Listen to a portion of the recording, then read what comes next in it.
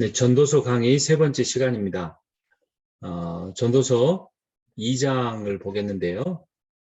전도서 2장의 주제는 가벼운 것과 우연한 것에 대한 이야기를 합니다. 그리고 이제 제가 장별로 보긴 하지만 전도서가 잠언처럼 이 주제가 흩어져 있기 때문에 그 주제별로 보다 보면 뭐 4장을 보다 6장이 올 수 있고 그래서 장에는 특별히 연연하지 않으셔도 되겠습니다. 그러나 어쨌든 2장에서 앞에서 말하는 부분들은 전체적인 주제는 가벼운 것과 우연한 것인데 1절부터 3절은 쾌락 추구, 4절부터 6절은 큰 업적, 또 7절부터 16절은 막대한 부 이런 것들인데 이런 것들이 가벼운 것이기도 하고 우연한 것이기도 하다 이런 이야기를 합니다. 먼저 1절부터 3절에는 쾌락 추구에 관한 것입니다. 이 쾌락이라는 건 꼭 부정적 의미만은 아닙니다. 여러분 크리스천 헤도니즘이라는 게 있죠. 희락주의.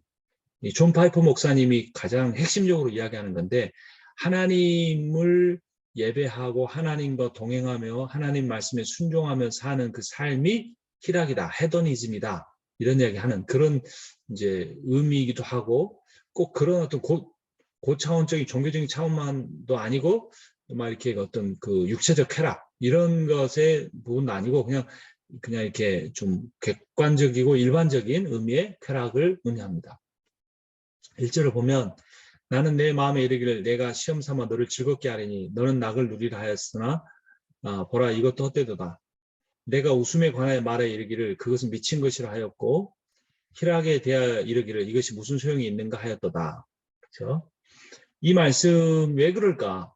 즐거운 게 나쁜가? 웃음이 나쁜가? 이런 생각할 수 있죠.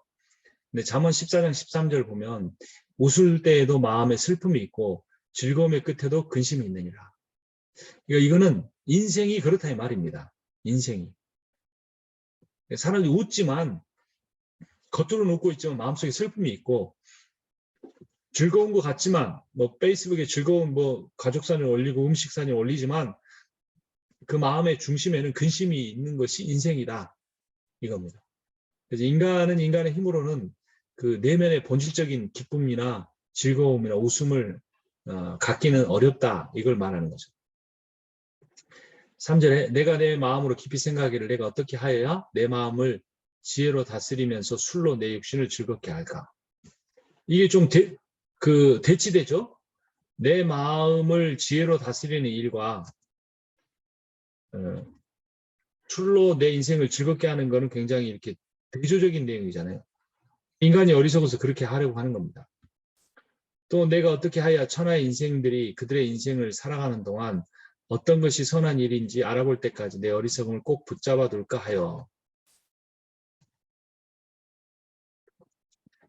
이 전도자가 어리석으면 뭐가 선한 일인지 말해줄 수 없잖아요. 그래서 자기가 그것을 가르치려고 지혜를 갖겠다 이런 의미인 거죠. 그런데 잠언 20장에서는 이렇게 말합니다. 20절 술을 즐겨하는 자들과 고기를 탐하는 자들과도 더불어 사귀지 말라. 술 취하고 음식을 탐하는 자는 가난해질 것이요 잠자기를 즐겨하는 자는 헤어진 옷을 입을 것이니라. 그러니까 멋있어 보이긴 하잖아요. 뭐 왕이 큰 술잔치를 벌이듯이 아하수에르 왕이 잔치를 벌이는 것처럼 지혜 있고 권세 있는 사람은 이렇게 멋있는 잔치를 벌이잖아요. 파티 이런 거 하는데 근데 잠언의 다른 곳에서는 뭐라고 하는 거예요? 그런 자들과 더불어 사귀지 말아라. 그런 데서 좋은 게 선한 것이 나올 수가 없다. 이런 말을 합니다. 질문을 한번 해보죠. 즐거움이나 쾌락이나 술은 선한가? 그렇지 않은가? 이런 질문인데요. 이런 거는 뭐죠? 선한지 악한지는 모르지만 적어도 가벼운 것이에요. 근데 인생은 이 무거운 짐과 가벼운 즐거움이 시줄과 날줄처럼 연결되어 있다라고 말합니다.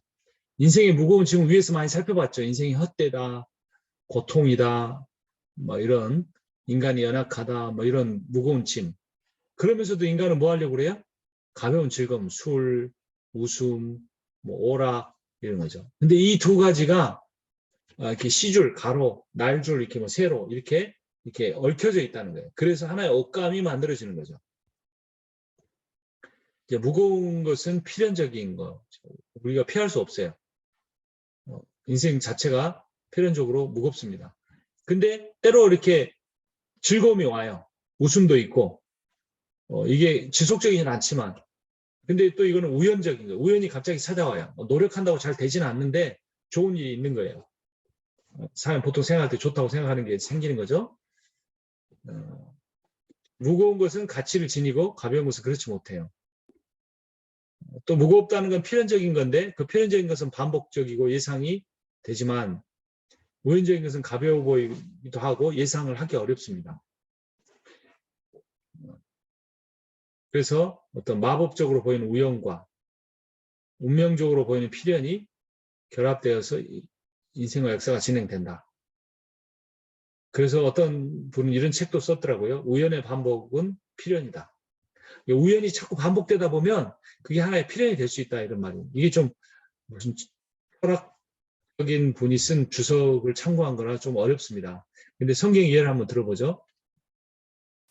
에스더서 6장에 보면 그날 밤에 왕이 잠이 오지 아니하므로 명령하여 역대 일기를 가져다가 자기 앞에서 읽히더니 그 속에 기록하기를 문을 지키던 왕의 두 내시가 아하수에로 왕을 암살하는 음모를 모르드게가 고발했다 하는지라. 왕이 이르되 이 일에 대해 무슨 존귀와 관직을 모르드게에 베풀었느냐 하니 측근 신하들이 대답하되 아무것도 베풀지 아니하였나이다 하니라. 왕이 이르되 누가 뜰에 있느냐 하매 마침 이게 중요하죠. 마침 하만이 자기가 세운 나무에 모르드게 달기를 왕께 구하고자 하여 왕궁 바깥들에 이른지라. 측근 신하들이 아뢰되 하만이 뜰에 섰나이다 하니 왕이 이르되 들어오라 어기하라 하니. 그래서 어떤 일이 있죠? 예, 나한테 잘한 사람이 있는데 내가 상을 못 줬다. 그 사람들 어떻게 하면 좋겠느냐 물어봐요. 하만이 자기 이야기를 하는 줄 알고 말을 태워서 온 이 성을 돌아다니게 하십시오. 뭐 이런 비슷한 말을 해요. 그러니까 그 사람이 모르드게다 이렇게 가르쳐 주니까 하만은 모르드게를 죽이려고 왔는데 갑자기 모르드게를 자기가 이렇게 자랑하고 다녀야 되는 그런 아이러니 상황에 놓이게 돼요. 그러니까 대역전극이 일어난 거죠. 근데 대역전극이 일어나는 것이 필연적인 사건이 아니었다는 거예요. 그리고 1절에 그날 밤에 왕이 잠이 오지 아니하므로 아이고 심심해. 책 좀 봐야겠다. 책 좀. 제일 잠 오게 하는 책 가져와. 역대일 가져왔는데 딱 하필 펴서 읽은 대목이 모르드게 이야기란 말이에요. 근데 또 마침 하만이 모르드게 저놈 잡아 죽여야 됩니다. 에스더와 함께 유대인들이 반역을 일으키려고 합니다. 이렇게 말하려고 나무까지 세워놓고 딱 들어왔는데 그래서 마침 하만이 들어왔는데 목사니까 근데 그때 이 왕이 하만한테 물어봐서 완전히 대역전극이 일어나는 거예요. 이게 좀 이게 인터넷이 좋지 않아서 또 이렇게 잘 안 들릴 수도 있는 것 죄송합니다. 그러니까 이 우연이 반복됐잖아요. 1절과 4절에서 우연이 반복돼서 하나의 필연, 유대인들이 바벨론의 포로 생활, 페르시아죠 이제 거기서 포로 생활하던 그들이 생명을 구하는 필연적 구속사가 일어나는 거예요. 근데 그 위대한 하나님의 구속의 역사가 이따위 우연에 의해서 일어난다니 라고 생각하기. 그래서 이 세상 이야기는 이 필연과 우연의 시줄과 날줄의 결합이다. 이거를 결합된 상태를 어떤 하나님의 섭리다 이렇게 봐야 돼요. 이거 얼마나 불안합니까? 인간이 노력해서 노력한 대로만 된다면 좋겠는데 우연히 맞아떨어져야 되는 일이 있으니까 그게 우연히 안 생기면 어떡해요? 그래서 우리는 그 몇 퍼센트 우선 우연 때문에 하나님을 바라봐야 되는 거죠. 또 우연만 바라보고 있으면 안 되죠. 하나님이 해줄 거면 다 하는 게 아니라 우리가 하나님의 말씀에 순종하고 따라서 가야 되는 거예요. 우연과 필연이 얽히기도 하고 충돌하기도 하고 보완하기도 합니다. 룻기 2장에 보면 룻이 시어머니를 따라서 모압에서 돌아왔어요. 시아버지도 죽고 남편도 동서도 다 죽었어요. 동서가 아니라 뭐죠? 저기 뭐죠? 시아버지, 시아주버님인가요? 어쨌든 그 다 죽었어요. 그리고 왔는데 시어머니 공경하기 위해서 룻이 3절에 가서 베는 자를 따라 밭에서 이삭을 줍는데 우연히 엘리멘적의 친족 보아스에 속한 밭에 이르렀더라. 근데 또 한 번 더 마침 보아스가 베들레헴에서 와서 베는 자들에게 이르되 여호와께서 너에게 함께 하시기 원하노라 복 주시기 원하노라 이런 말을 하는 거예요. 그러니까 룻이 하고 많은 밭 중에 그 엘리멜렉 즉 시어머니 나오미의 남편의 친족 그러니까 리디머가 될 수 있는 고엘이 될 수 있는 사람의 밭에 갔는데 그러니까 이거는 장소의 우연이죠. 근데 때마침 보아스가 그때 딱 타이밍이 왔단 말이에요. 이것은 시간의 우연. 장소의 우연과 시간의 우연이 맞닥뜨려지는데 그 우연이 그 보아스와 룻이 만나 결혼을 하고 거기에 중손자가 다윗이고 거기서 예수 그리스도가 태어났단 말이에요. 예수 그리스도도 우연의 산물이에요. 근데 그 우연을 누가 움직이는 거예요? 그럼 우연만 있으면 되느냐? 아니죠. 룻이라는 여인이 시어머니 나오미로부터 얻은 여호와 신앙을 버리지 않고 자기의 젊음을 버리고 포기하고 시어머니 끝까지 공개한 것. 또 자기가 재혼을 하더라도 저 젊은 남자가 아닌 늙은 보아스하고 한 그 필연적 고난의 삶, 순종의 삶과 우연히 얽혀서 이렇게 됐단 말이에요. 그러니까 우리 인생이 웃음도 좋아하고 뭐 때로는 술도 마시려고 하고 뭐 이제 그런 우연의 즐거움들은 그런 즐거움들은 우연히 찾아오기도 하는데 그 우연만으로 되지 않고 또 인생의 고난, 아픔, 시련 뭐 이런 필연만으로 되지 않고 이 두 가지가 결합될 때 하나님의 역사가 일어난다라는 거죠. 그런데 이 재밌는 거는요. 룻기는 하나님의 단어가 얼마나 자주 나오는지 몰라요. 근데 에스더서는 하나님의 단어가 단 한 번도 안 나와요. 그런데 하나님이라는 단어가 나오는 룻기나 나오지 않는 에스더나 똑같이 우연과 필연이 공존하고 하나님은 우연과 필연을 통해 역사하셨어요. 우리가 하나님의 이름을 부르든 부르지 않든 부르는 사람에게도 부르지 않는 사람에게도 하나님은 다 역사하시고 하나님 일을 행하신다라는 거예요. 인생은 그럼 우연인가 필연인가? 찬송가. 내 인생 여정 끝내어 강 건너 언덕 이를 때 하늘문을 향해 말하리 예수 인도하셨네. 매일 발걸음마다 예수 인도하시네. 나의 무거운 죄짐을 모두 벗고 하는 말. 예수 인도하시네. 자, 매일 주님이 여러분의 발걸음을 인도하십니까? 저는 그렇게 잘 느끼지는 못해요. 근데 살아갈 때는 잘 모르겠는데 뒤돌아보면 그렇더라고요. 뒤돌아보면 진짜 한 걸음 한 걸음 예수님이 인도해 주셨어요. 근데 그 예수님이 인도하셨다 그래서 다 어떤 그 섭리와 말씀으로 인도하셨냐, 성령 충만을 인도하셨냐, 그렇지 않아요. 우연적인 만남, 우연적인 전화 한 통 때문에 그래요. 그래서 우연 속에서 필연적으로 역사하신 섭리하신 하나님 보면요. 저는 사역지를 옮길 때마다 다른 사람들 권면이 있었어요. 제가 성소인율 선교회 간사로 일하게 됐던 게 제가 에스라 성경 연구원에서 공부를 가르쳤던 윤종아 총무님이 한번 가보라. 그래서 갔고 또 거기 이제 나와서 제자원에서 또 출판사에서 일하는 중에 갑자기 어떤 거기도 에스라 성경론을 같이 공부했던 동기 목사님이 우리 교회 부목사로 와달라 그랬고 동부로 캘리포니아에서 공부 마칠 때쯤 동부로 공부하러 갔을 때에도 또 잘 안 들리나요? 죄송합니다. 동부로 갈 때도 제가 한국의 옥수중앙교회에서 같이 사역했던 부목사님이 전화하셔서 이 지역에 한번 와서 목회해보지 않겠느냐 이랬었어요. 근데 특히 이 부목사님하고 연락된 거는요. 제가 미국에 공부를 하러 와서 폴로에서 공부하면서 이 부목사님이 먼저 공부로 왔다는 사실을 제가 기억해내고 연락을 하려고 애를 썼던 거죠. 근데 그때는 뭐 청빈 같은 거 생각하지 않고 옛날 추억이 떠올라서 이제 그런 연락을 했던 건데 그때 때마침 그 부목사님이 캠퍼스 교회를 하시는데 그 캠퍼스에 공부하러 온 아이가 있는 그 고향의 부모님 교회가 목회자를 구하고 있었습니다. 제가 예를 이렇게 몇 가지 든 것이고요. 그때 전화를 받지 않았더라면 내가 그때 그 목사님이 생각해내지 않았더라면 6년 반의 동부 목회는 없었을 것이고 다른 인생이 펼쳐졌을 거고 그걸로 인해 파생될 여러 가지 다른 일들이 있을 수 있었던 거죠. 그럼 우리 인생은 너무나 언스테이블한 거 아니에요? 아니라는 거죠.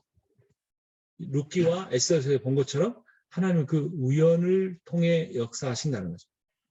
그리고 그 과정 중에 제 마음속에 하나님 말씀에 대한 사모함, 말씀을 선포하고자 하는 열정이라는 필연이 또 하나님께 심어준 필연이 있었기 때문에 그게 함께 어우러져서 일을 했다는 겁니다. 자, 그런데 인간은 A와 B 중에 어떤 것이 더 좋은 선택인지 알 수가 없어요. 왜냐하면 선택은 한 번밖에 할 수 없기 때문이에요. 또 한 번 선택한 걸 뒤돌이켜서 과거로 돌아갈 수도 없기 때문이에요. 그러니까 여러분 어떻게 해야 됩니까? 그 전도서 말씀을 기억하면 돼요. 헛되고 헛되니 헛되고 헛되다. 무슨 말이라고요? I cannot control. 이게 굉장히 무책임한 것처럼 들리지만 정말 놀라운 신앙의 고백입니다. I cannot control이라는 말은 어떤 의미입니까? Only God can control everything. 이런 의미예요. 이것이 위대한 전도자. 인생을 잘 멋있게 시작했다가 온갖 파멸의 길로 1000개의 우상을 만들어냈던 솔로몬이 인생의 말기에 깨달은 이 진리.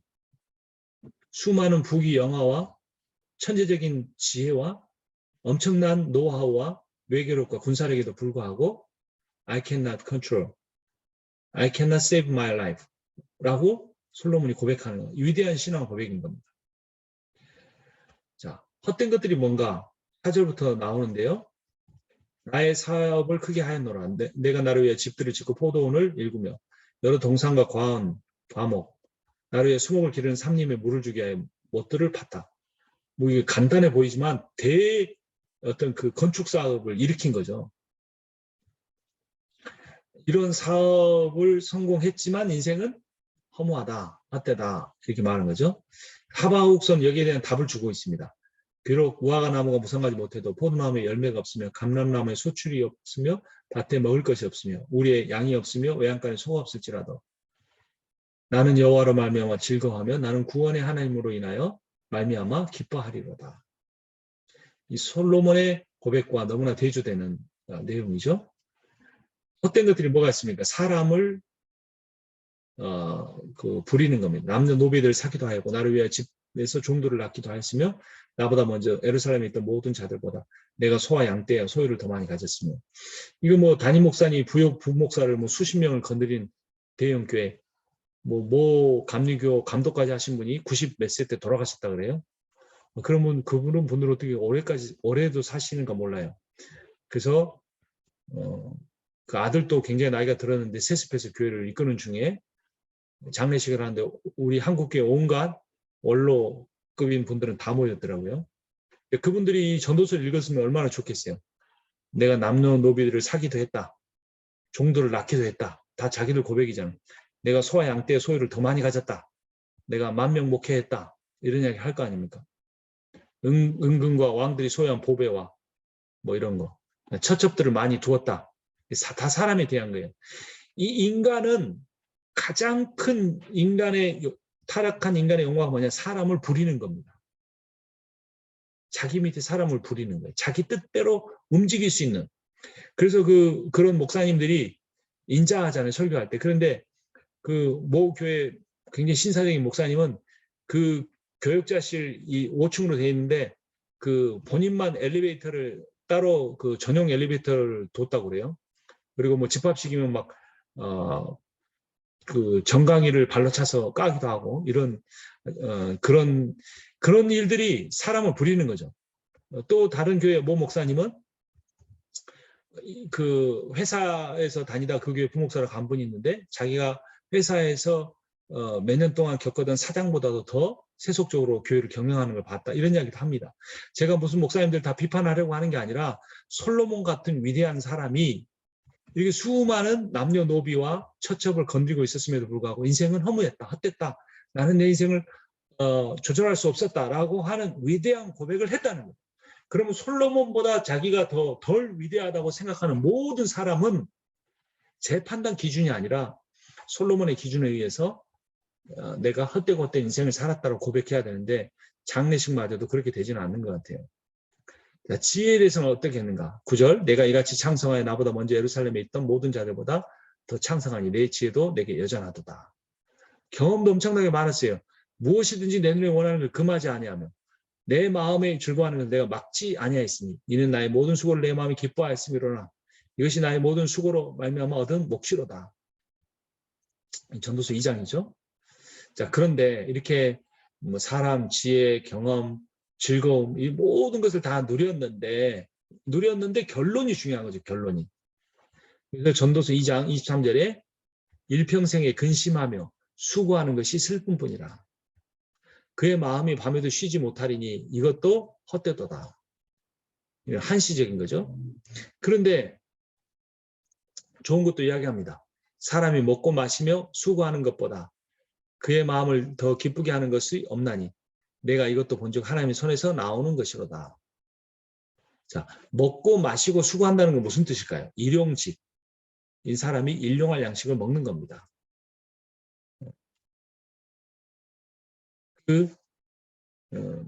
그리고 이렇게 일용할 양식을 먹는 그 사람이 기쁜 것은 무엇 때문에 기쁜가? 24절 끝부분에 내가 이것도 본즉 하나님의 손에서 나오는 것이로다.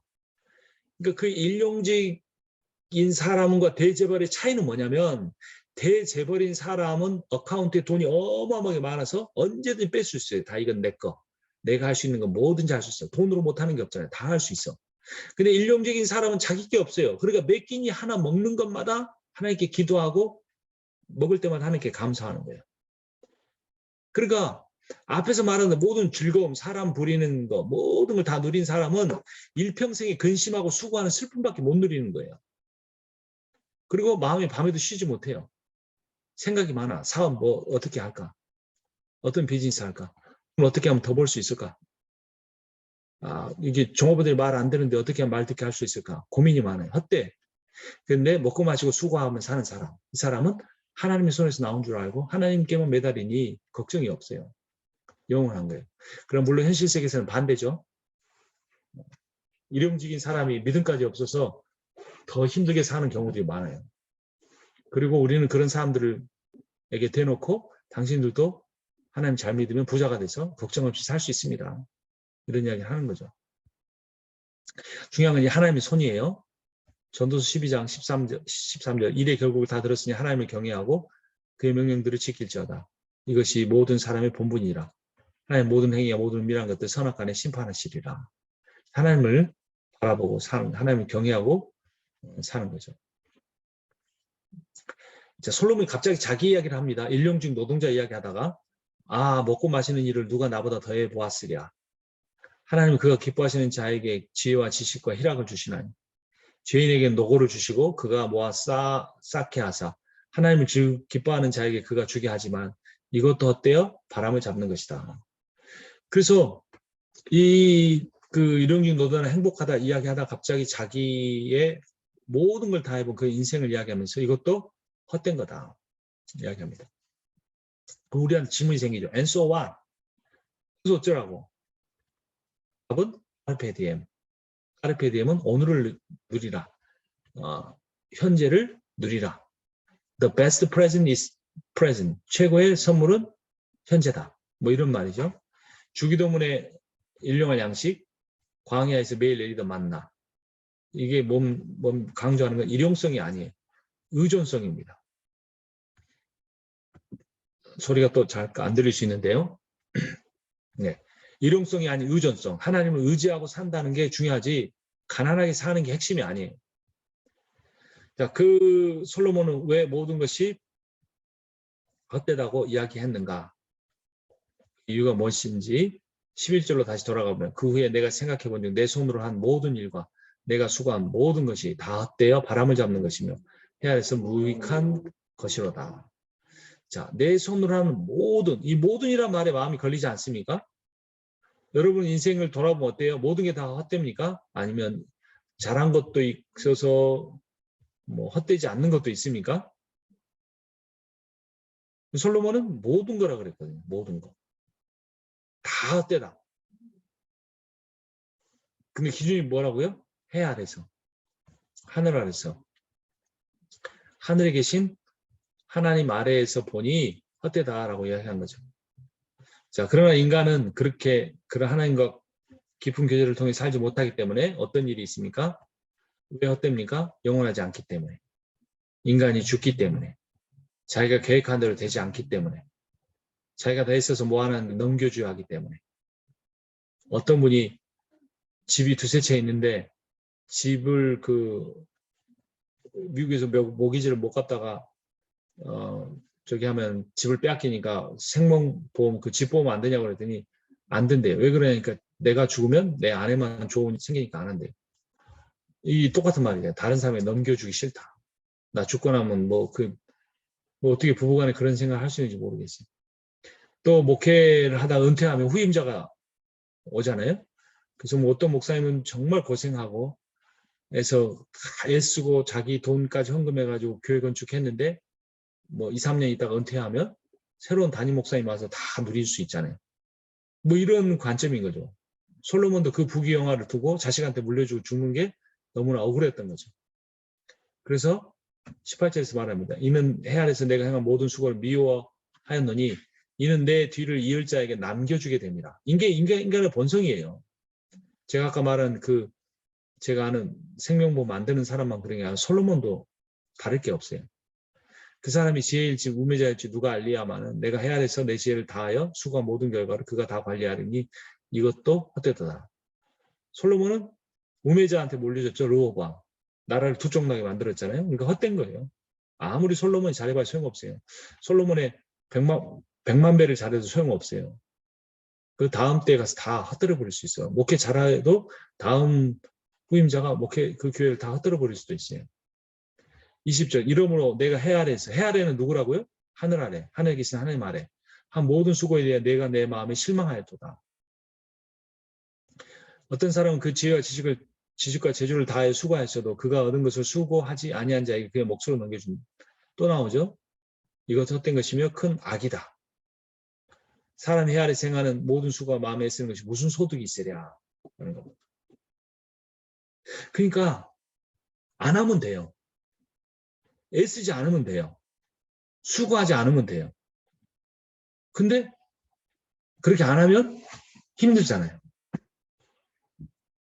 그럼 어떻게 해야 돼요? 자, 뭐 헛되다. 계속 헛되다 이야기만 하면 어떻게 해요? 근데 불변하는 것도 있어요. 이게 인간의 두 요소라는 거예요. 이게 신앙인의 두 요소예요. 인간의 존재는 무거움이자 가벼움이에요. 이게 두 요소가 다 있어요. 근데 하나님은 어떤가? 늘 새롭고 영원하시다. 예레미야 3장 22절 여호와의 인자와 긍휼이 무궁하심으로 우리가 진멸되지 아니함이니이다. 이것들이 아침마다 새로우니 주의 성실하심이 크시도소이다. 내 심령이 이르기를 여호와는 나의 기업이시니 그러므로 내가 그를 바라리라 하도다. 이게 전도서의 결론이기도 합니다. 그러니까 어떤 여기서 그를 바란다는 건 프로그램, 예배 뭐 이런 게 아니에요. 그냥 내 인생에서 모든 것이 헛되다라고 느낀 사람만이 하나님을 바라볼 수가 있어요. 하나님은 플러스 알파가 아니고 하나님은 everything이다. 이렇게 돼야 돼요. 근데 God is everything이 되려면 어떻게 해야 돼요? 나한테 있는 everything이 의미 없는 것이 돼야 돼요. 그렇죠? 네, 또 소리가 잘 안 들리려고 합니다. 네, 그래서 그래야 하나님 온전히 바라볼 수 있고 인생의 가벼움과 어떤 거죠? 인간의 인생의 가벼움을 받아들여야 돼요. 내가 하나님 없이 하려고 하는 모든 일들은 헛되다. 내가 아무리 했어도 나는 기억되지 못한다. 내가 아무리 모아놔도 다음 때에 흐트러 버릴 수 있다. 이걸 받아들이는 깊이만큼 하나님을 의뢰할 수 있는 거예요. 인생이 사람 뜻대로 안 된다. I cannot control. 인생 금방 사라져 버릴 것이기 때문에 그런데 뭐 할 수 있어요? 열정적으로 사랑할 수 있어요. 자, 인생은 반복된다. 그래서 헛되다는 말은 한 사람이 죽고 다른 사람이 태어난다는 의미예요. 윤회한다는 의미는 아니고 다시 올 수 없는 사랑이기에 다시 올 수 없는 사람이기에 다시 올 수 없는 사랑을 하라. 이런 이야기. 하나님에 대한 사랑도 마찬가지고 인간에 대한 사랑도 마찬가지입니다. 그래서 이 장에서 우리가 가져야 될 결론은 인생은 가벼운 것과 무거운 것이 있는데 그 가벼움과 무거움이 함께 조화를 이루게 해야 하지만 그렇게 해도 결국 인생은 헛되다. 그래서 인생 자체가 헛됨을 모든 노력이 애씀이 지식과 지혜가 헛됨을 깨달은 사람만이 하나님만 헛되지 않고 영원하시다는 것을 깨닫고 하나님을 온전하게 의뢰할 수 있다. 이런 의미입니다.